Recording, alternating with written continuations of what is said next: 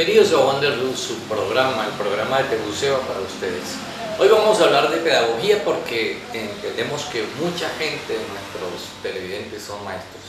Omar, hablar de pedagogía hoy con este público fantástico que tenemos como siempre. No solo por los maestros, hola Jaime, no solo por los maestros, sino también por los mismos padres. Es que nosotros tenemos que involucrar a los padres, a los estudiantes, a absolutamente a todos en las nuevas dinámicas culturales para que realmente la educación se dé. ¿Qué pasa? Usted establece un nuevo sistema educativo, pero los padres están con el esquema, con lo que a ellos les enseñaron, que para ellos es la realidad de la educación. Entonces tienen que cambiar ese lado para que no haya un choque y lleguen a decir, ¿usted qué está haciendo? Sí. En alguna vez me hicieron una entrevista de prensa que pues, ahí me preguntaban qué hacer para cambiar la cultura y qué haríamos con los adultos y qué haríamos con los jóvenes. Entonces yo me acuerdo que les dije, a los adultos castiguemos, así sea con cárcel, pero a los jóvenes eduquen. Si usted no educa al joven, pues fregado. Y si usted al adulto no lo castiga, ya no está mal educado. Lo que hicimos alguna vez, la observación esta de la escuelita, donde veíamos que la gente llega a media cuadra y sale a una avenida, entonces tienen que dar la vuelta a la manzana para llegar a la escuela. Y los padres de familia, en una escuela donde tienen además la clase de movilidad, que les muestran cómo es que hay que respetar el semáforo y todo, y el niñito sale motivadísimo con su señal, porque ya su semaforito en la mano, y el papá se mete en contravía y no respeta el padre porque como va en contravía y el semáforo siguiente se lo puede pasar también, entonces se lo pasa por la orillita y ya, ¿sí? Y la clase del día se frena. Entonces sí, claro, hay que meter a los padres también. Entonces, el tema de hoy vamos a centrarlo, sin embargo, en algo para que no se nos quede tampoco tan global.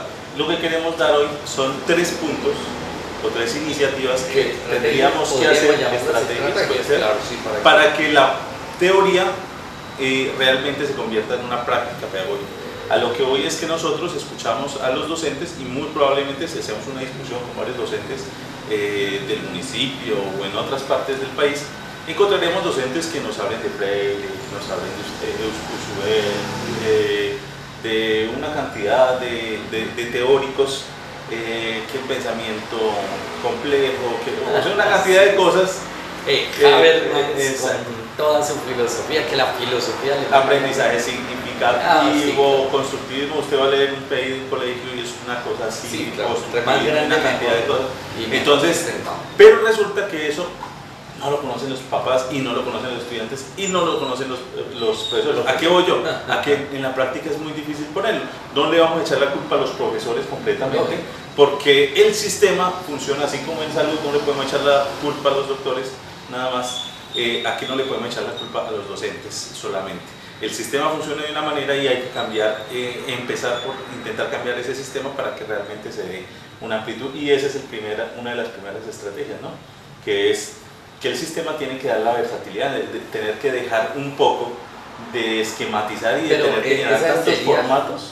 No sería tanto la primera condición, después son las 3 reglas. La primera condición es que el sistema quiera cambiar. Bueno, sí, eso es, o sea, no, estamos pensando eso, claro. Si las 3 propuestas son para que cambie el sistema. El sistema quiere cambiar, entonces ahí se utiliza las 3 estrategias, o sea, no sirve, porque resulta que si el sistema no quiere cambiar, el profesor que haga eso pierde el tiempo, que es muy demorado, que como no llevan, mire que sus compañeros llevan 10 hojas y usted solo lleva una, que cómo así, que está pasando con su clase, etcétera, etcétera. Entonces el sistema tiene que querer cambiar para que podamos implementar 3 estrategias efectivas para que sea significativo para que hagamos práctica todo este asunto. La primera entonces tiene que ver con eso. Los maestros ahorita usan una cantidad de tiempo enorme que incluso también es injusto, porque la mayoría de las veces cuando hablan de la carga laboral de los docentes no tienen en cuenta ni la calificación ni la organización de los diarios de campo, de no sé cuántos nombres tiene eso, pero ellos tienen que tener todo lo que van dictando en una clase, tienen que tener un cuaderno donde vayan escribiendo ellos mismos todo lo que es, o sea que prácticamente tienen que tener todo lo que tienen los estudiantes, pero que a manera de guía, o sea que puede incluso ser más largo, usted ahí pone la información de lo que va a hacer la clase, pero además las actividades, cómo las va a hacer y toda la explicación para eso. Y el dilema es que usted tiene que hacer cada año eso para cada clase, para cada hora, o sea, asume todo ese trabajo que hay que hacer, es impresionantemente largo. Ahora, en ese espacio, ¿en qué momento el docente se cualifica, estructura precisamente una práctica, una clase que sea realmente significativa? Porque es que cuando toca pensar algo, una estrategia, mire, en el caso de administración de empresas, por ejemplo, si yo tengo que solucionar un problema, va a ser muy difícil que usted me solucione muy bien el problema en una horita, que va a ser una cantidad o sea, tiene que leer, tiene que aprender esto, tiene que sumarle esto, y es meter esa creatividad, pero para eso necesita tiempo. ¿Y en qué tiempo entonces un docente con ese sistema puede desarrollar una clase que sea interesante? Y si a eso le ponemos que sean las 5 clases interesantes de los 5 días de la semana, entonces estoy hablando de 5 clases que no son 5 clases, son como 7, 8 materias diarias. Y con el alargue que se hizo, porque yo no vi cambio ahí, en la jornada única no cambió nada, sino alargó las horas de clase nomás. Eso fue lo único que hizo. Que incluso sería el espacio, además, entre otras, oportuno para eso, ¿no? Si usted metió otras 2 horas al horario, pues aproveche y haga unas clases específicas que sean diferentes al esquema que viene manejando. Entonces, siempre y cuando su rector no le vaya a pedir, bueno, mijo, a ver, ya no son 10 horas, sino son 20 porque tiene 2 horas más de clase. Entonces, ese es un dilema. Ahora, ¿qué podríamos proponer ahí frente a eso? Lo primero, que la evaluación se mida, es un poco más complejo, pero ahí es donde toca empezar a dar la pelea, y es empezar a medir realmente los cambios, o sea, midamos en los estudiantes, porque lo que sí tiene que ser es que, sea como sea que se dicte la clase, tiene que tener un impacto en el muchacho. Entonces, los resultados se dan en el muchacho. Si yo soy un entrenador de fútbol, yo soy licenciado en educación física, y por eso tengo esa idea, esa impresión tan clara, es que si yo quiero desarrollar una habilidad con los muchachos, con los niños, con los jóvenes, o incluso con los adultos, ¿usted cómo me va a medir a mí como profesor? Así, con la planeación que tengo yo de todas las clases, o mirando que todos mis muchachos hayan aprendido a pegarle el balón, a jugar en equipo, a hacer el ejercicio que tienen que hacer. Porque yo puedo tener una planeación muy bonita de entregarle a usted un párrafo, un mamotreto de un proyecto de fútbol, donde los niños van a aprender a hacer absolutamente de todo, pero usted va en 6 meses y los niños todavía no son capaces de hacer un pase o 5 pases seguidos sin equivocarse. Es cierto. Entonces, ¿dónde está la evaluación? Vamos a el primer corte, ya regresamos con ustedes, Omar.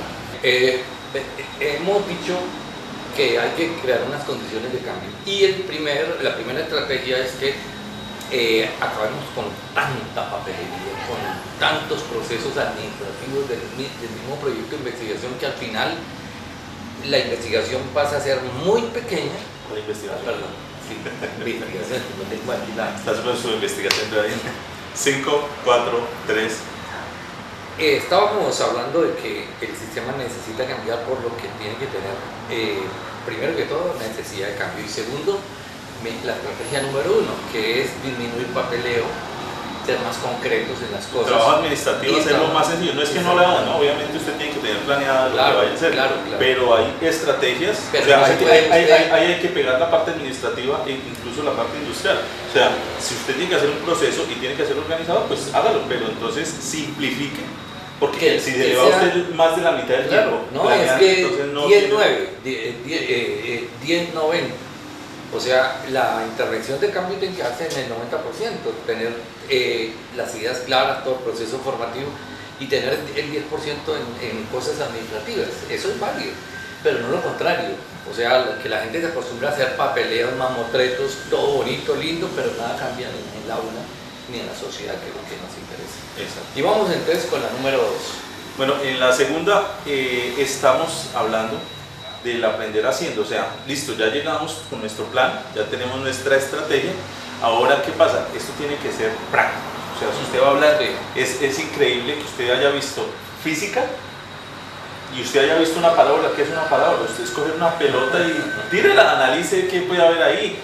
Usted tiene vectores, tiene ángulos, tiene iluminación, porque usted ve también luz. tiene sonido, usted ve sonido en física.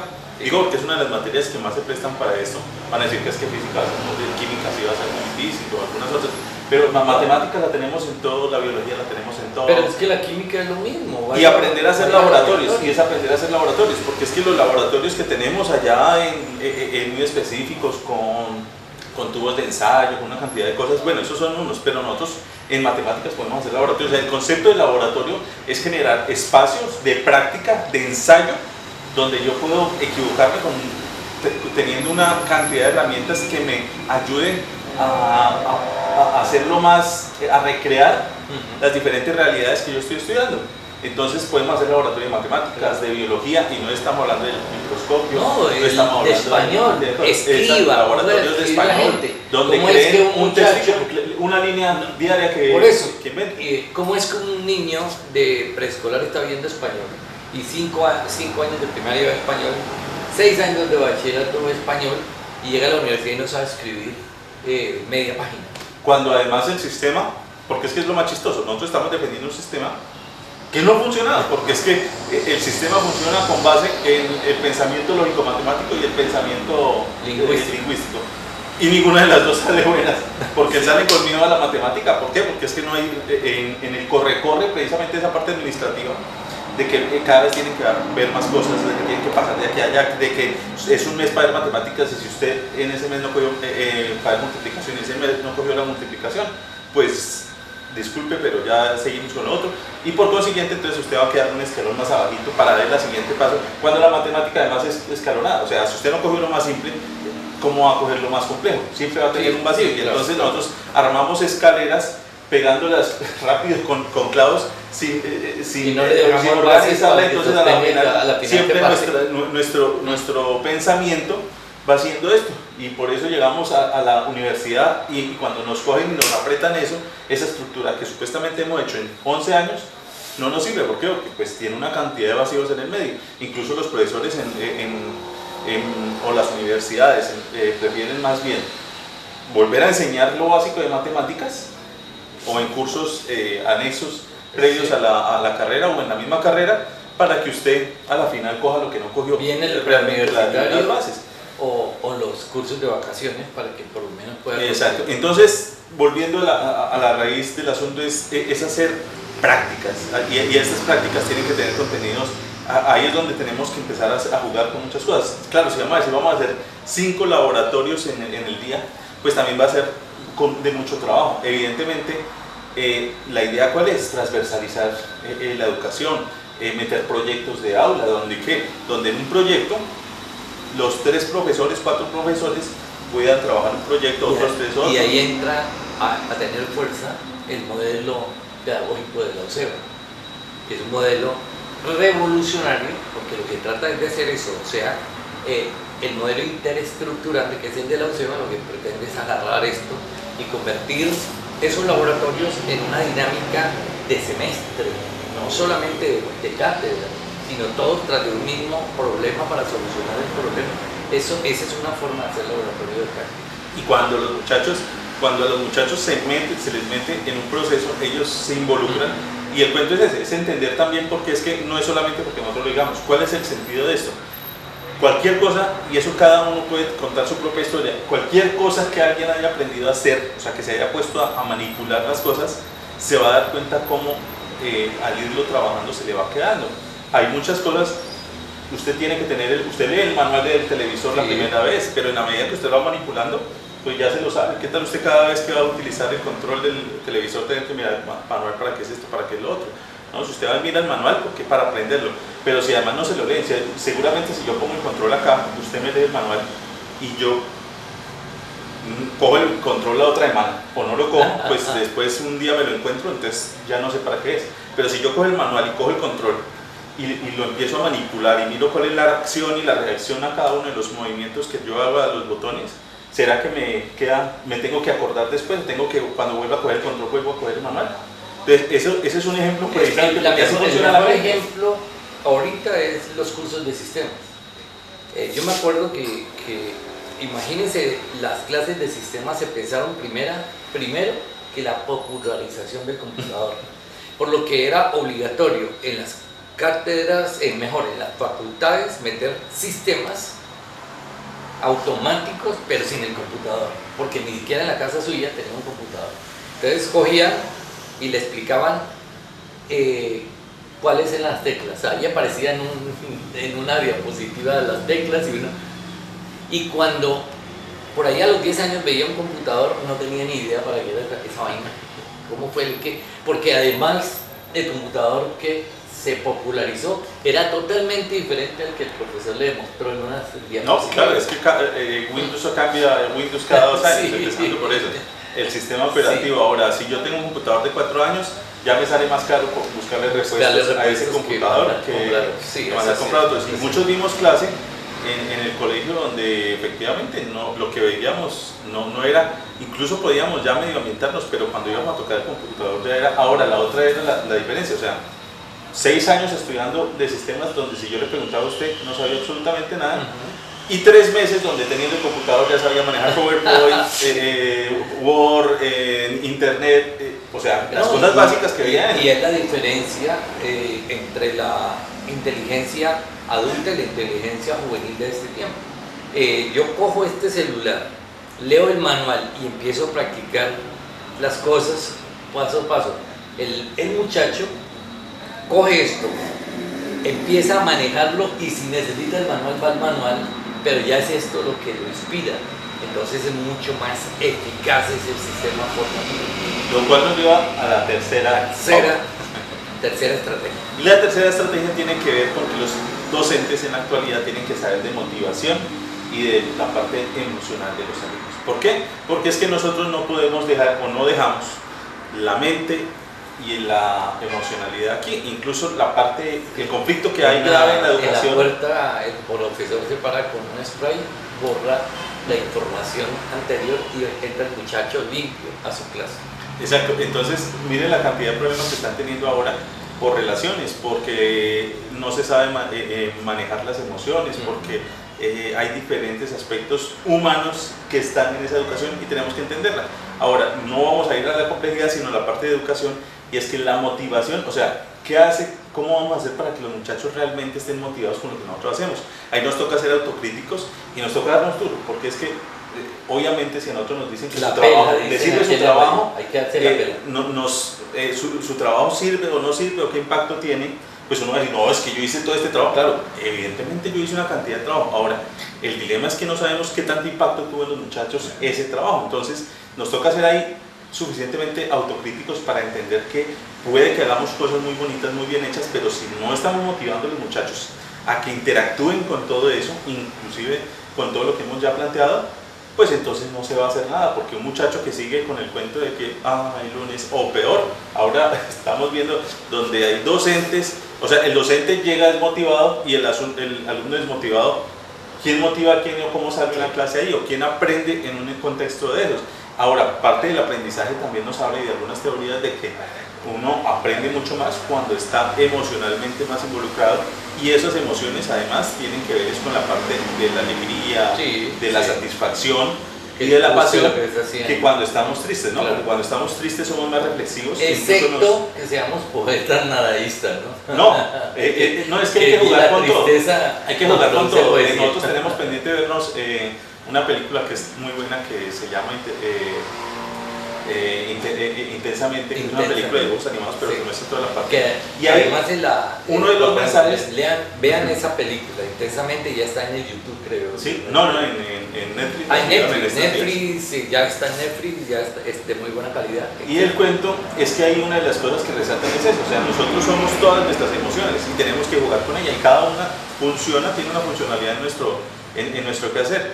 Evidentemente, para concentrarnos incluso nos sirve más estar no tan contentos, porque cuando nosotros estamos alegres podemos aprender mucho, pero también estamos igualmente inquietos. Es decir, yo estoy inquieto y voy a poner una tarea de sentarme a leer, a escribir o a leer, pues va a ser más difícil concentrarlo, pero todo eso, a eso vamos. El profesor tiene que entender esas emociones y tiene que entender cómo motiva y cómo juega con esas motivaciones para que esté el niño y el muchacho que le guste.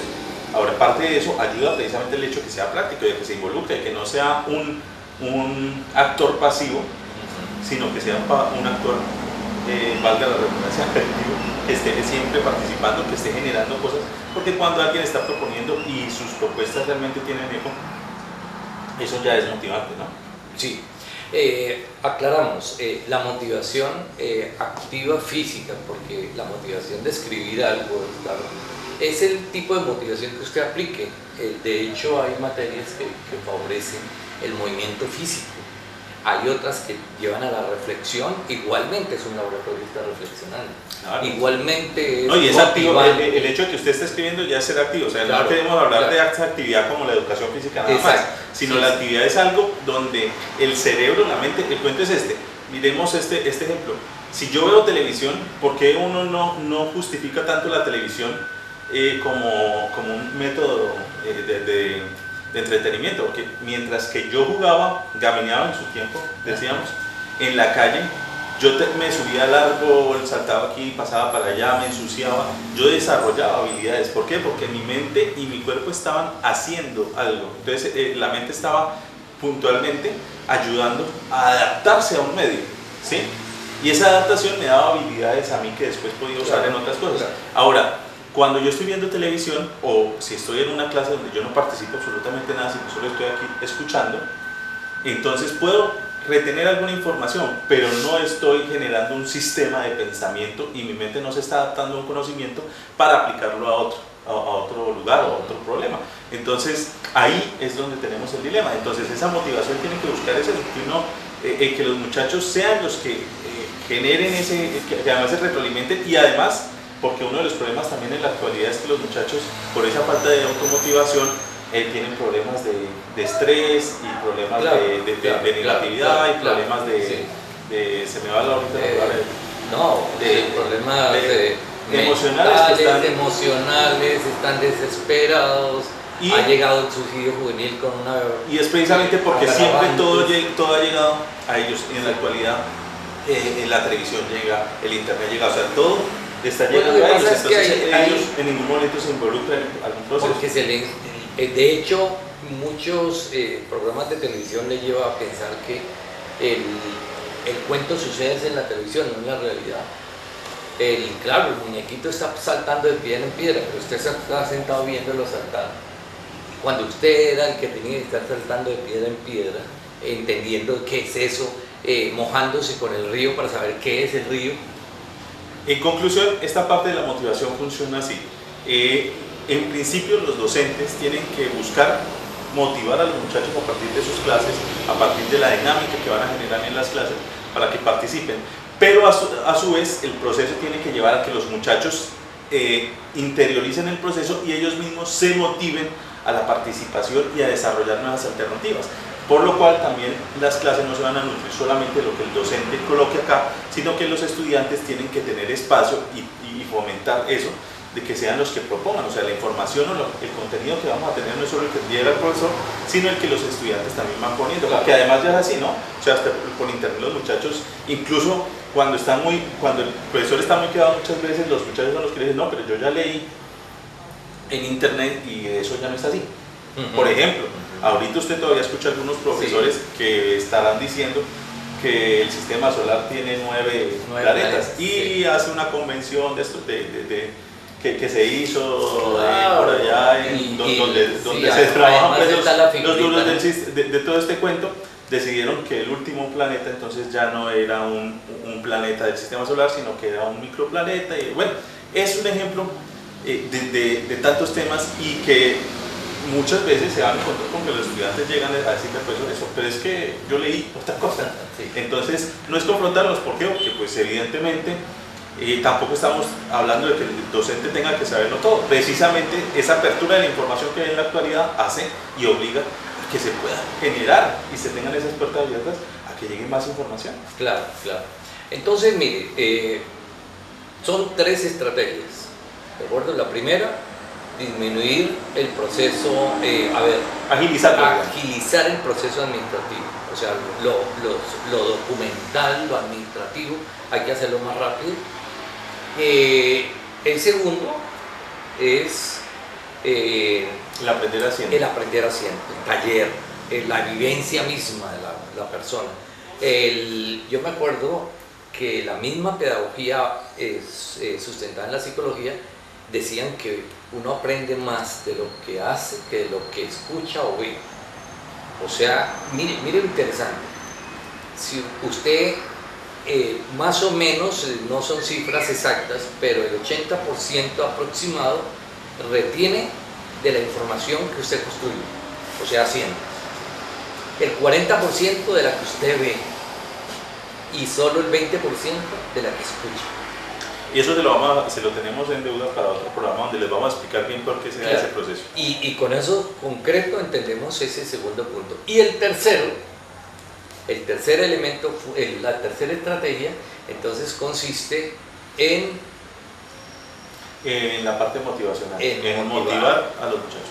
Esa motivación es fundamental, usted tiene que motivar a la gente, pero jugar con el tipo de motivación que necesita el tema que estoy tratando, ¿de acuerdo? Esa es básicamente. Bueno, Omar, yo creo que estos tips les van a servir. Mire, la educación colombiana tiene que cambiar, estamos quebrados, es decir, en este momento la familia está perdiendo la materia. Los muchachos tienen menos elementos para competir en un mundo más competitivo ahora. ¿Por qué? La familia no ayuda.